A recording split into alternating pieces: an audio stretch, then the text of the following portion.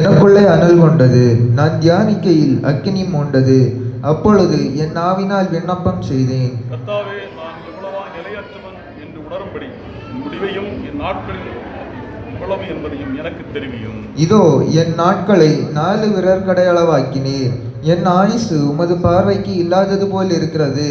எந்த மனுஷனும் மாயையே என்பது நிச்சயம். வேஷமாகவே மனுஷன் திரிகிறான், விருதாவாகவே சஞ்சலப்படுகிறான், ஆஸ்தியை சேர்க்கிறான், யார் அதை வாரிக்கொள்வான் என்று அறியான். இப்போதும் ஆண்டவரே, நான் எதற்கு எதிர்பார்த்திருக்கிறேன்? நீரே என் நம்பிக்கை. என் மீறுதல்கள் எல்லாவற்றிலும் இருந்து என்னை விடுதலையாக்கும். மூடனுடைய நிந்தனைக்கு என்னை ஒப்புக்கொடாதேயும். நீரே இதை செய்தீர் என்று நான் என் வாயை திறவாமல் மௌனமாயிருந்தேன். என்னிலிருந்து உம்முடைய வாதையை எடுத்து போடும் உமது கரத்தின் அடிகளால் நான் சோர்ந்து போனேன். அக்கிரமத்தின் நிமித்தம் நீர் மனுஷனை கடிந்து கொண்டு தண்டிக்கிற போது அவன் வடிவை பொட்டரிப்பை போல அழிய பண்ணுகிறீர்.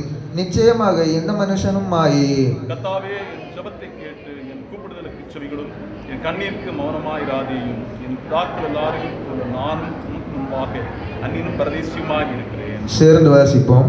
நான் இனி இராமற் போகும் முன்னே தேர்தல் அடையும்படி என்னிடத்தில் பொறுமையாயிரும்.